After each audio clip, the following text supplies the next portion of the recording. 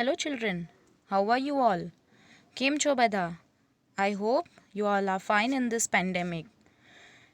Welcome to St. Xavier's Primary School online classes. Myself, Mrs. Gayatri Gupta, will be taking English for Standard 7th Gujarati medium. Let us start with the lesson. Our first chapter is Hungry for Love.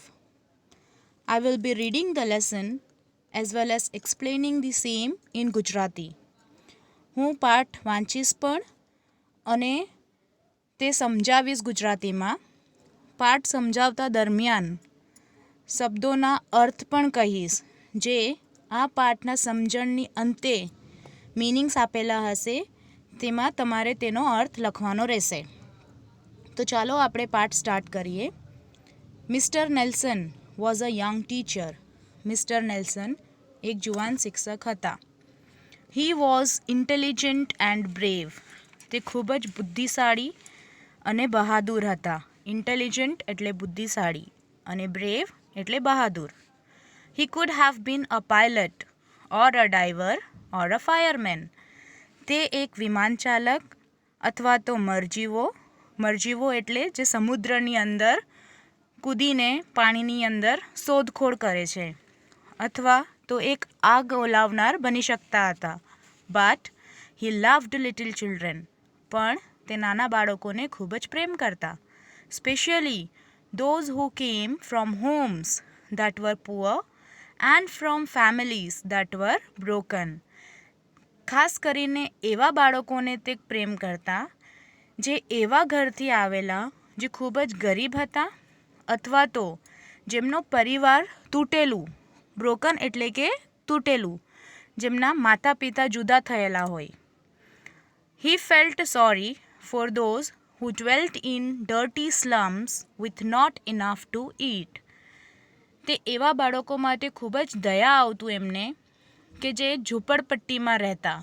Dirty slums એટલે કે ઝૂંપડપટ્ટી અને ડ્વેલ્ટ એટલે રહેવું અને તેમની પાસે પૂરતું ખાવાનું ન હતું. ઇનાફ એટલે પૂરતું. His happiest hours were spent with them. તેના સૌથી સારામાં સારો સમય આ બાળકો સાથે વ્યતીત થતું. Teaching them to read and write. આ બાળકોને ભણવું અને લખવાનું શીખવતા. To sing and recite. ગાવું અને પછી તેનો પાઠ કરવો. To count and think. ગણવું અને વિચારવું. And to learn the difference between right and wrong.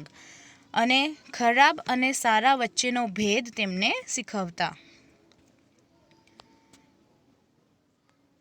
He gave them so much love and attention that he wondered what they thought of him. એ બાળકોને એટલો બધો પ્રેમ અને ધ્યાન આપતા કે એ વિચારતા કે આ બાળકો એમના માટે શું વિચારે છે. Whether they were happy. તે ખુશ હતા or perhaps angry to be dragged out of a life that was easy.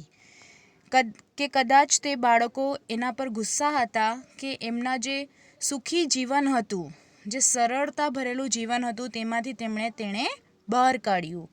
Perhaps એટલે કદાચ અને ડ્રેગ્ડ એટલે ઘસડાવવું. If they preferred their freedom or were perhaps resentful of the strict rules he set for them. તે આઝાદીને પ્રાધાન્ય આપતા હતા કે પછી જે સખત કાનૂન મિસ્ટર નેલ્સને આ બાળકો માટે બનાવેલા તેનાથી તે ગુસ્સે હતા. પ્રિફર્ડ એટલે પ્રાધાન્ય. ફ્રીડમ એટલે આઝાદી. રિસેન્ટફુલ એટલે ગુસ્સે થવું. સ્ટ્રિક્ટ એટલે સખત. He decided to find out. આ શોધવા, આ જાણવાનો તેમણે કોશિશ કર્યો, પ્રયત્ન કર્યો. He gave them a drawing test. તેના માટે તે બાળકોને એક ચિત્રકામની પરીક્ષા આપી. They were told to draw their teacher as they saw him. બાળકોને કહેવામાં આવ્યું કે તેમણે તે લોકો તેમના શિક્ષકને કઈ નજરથી જુએ છે, કઈ રીતે જુએ છે તે તેમણે દોરવાનું કહ્યું. One little boy drew a small figure in a corner of the sheet and a big figure in the center with his arm raised. એક નાનકડા બાળકે કાગળના ખૂણામાં એક નાનકડો ચિત્ર દોર્યો અને કાગળના વચ્ચોવચ્ચ એક ખૂબ જ મોટું ચિત્ર દોર્યું અને એ મોટા ચિત્રના બંને હાથ ઉપર હતા. Who is this? asked the teacher, pointing to the small figure. આ કોણ છે? શિક્ષકે એ નાના ચિત્ર તરફ આંગળી ચીંધતા પૂછ્યું. That is me, sir, said the boy. એ હું છું સાહેબ, બાળકે જવાબ આપ્યો. And who is this? asked the teacher. અને આ કોણ છે? શિક્ષકે બાળકને પૂછ્યું. That is you, sir, answered the boy. એ તમે છો સાહેબ, બાળકે જવાબ આપ્યો. And why is my arm raised? Am I going to beat you? Do you think I am a policeman? અને મારા હાથ કેમ ઉપર છે? હું તને મારવા જ માંગુ છું. તને શું લાગે છે કે હું એક પોલીસમેન છું? No sir, was a timid reply. બાળકે ડરતા જવાબ આપ્યું, ના સાહેબ. I am hoping you will like me enough to put your arm round me. હું એવું ઈચ્છું છું કે તમે તમારા બંને હાથથી મને વળગી લો, મને એટલો બધો પ્રેમ કરો. And this is just what the teacher did with both arms.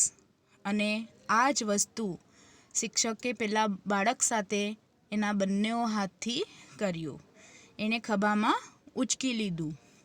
His heart was full. શિક્ષકનો દિલ ઉભરાઈ આવ્યો.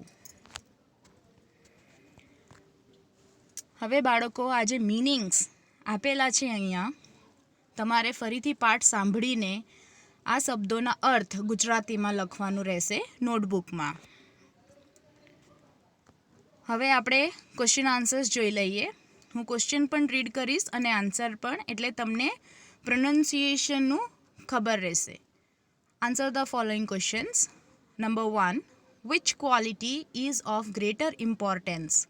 To be a diver or a fireman? Intelligence or courage? Why? Answer. Both are of greater importance because to be a diver or a fireman, a person must be intelligent and courageous enough to do the job assigned to him. Assigned, અહીંયા અસાઇન્ડનો અર્થ છે જે કામ આપણે સોંપ્યું હોય. Second, why did Mr. Nelson choose to be a teacher? Answer. Mr. Nelson chose to be a teacher because he loved little children, especially those who came from families that were poor and broken. Number 3, for whom did he have a special affection? Answer. Mr. Nelson had special affection for those who came from homes that were poor and families that were broken. Number 4. Why do you think he chose these deprived children? Answer. He felt sorry for those who dwelt in dirty slums with not enough to eat. So he chose these deprived children. Number 5. Why did he teach them? Answer. He taught them to read and write, to sing and recite, to count and think, and to learn the difference between right and wrong. Number 6. What did he want from these children? Answer. He wanted to know whether the children were happy or perhaps angry to be dragged out of a life that was easy. Number 8. Describe the little boy's picture. Answer. The little boy drew a small figure in a corner of the sheet and a big figure in the center with his arm raised. Number 9. What did Mr. Nelson think the raised arm meant? Answer. Mr. Nelson thought that the arm was raised in order to beat the little boy. Number 10. What was the message in the little boy's picture? Answer. The message in the little boy's picture was that he wanted his teacher to like him enough to put his arms round him. આ પાઠ્યપુસ્તકની આધારિત પર fill in the blanks આપેલા છે. કાઉન્ટ્સમાં જે words આપેલા છે તે તમારે ખાલી જગ્યામાં પૂરવાનું છે. ખાલી જગ્યાની જગ્યાએ મેં રેડ ફોન્ટથી આન્સર લખેલા છે, તો આ તમારે નોટબુકમાં ઉતારવાનું રહેશે. ક્વેશ્ચન આન્સર અને ફિલ ઇન ધ બ્લેન્ક્સ નોટબુકમાં ઉતારી રાખજો.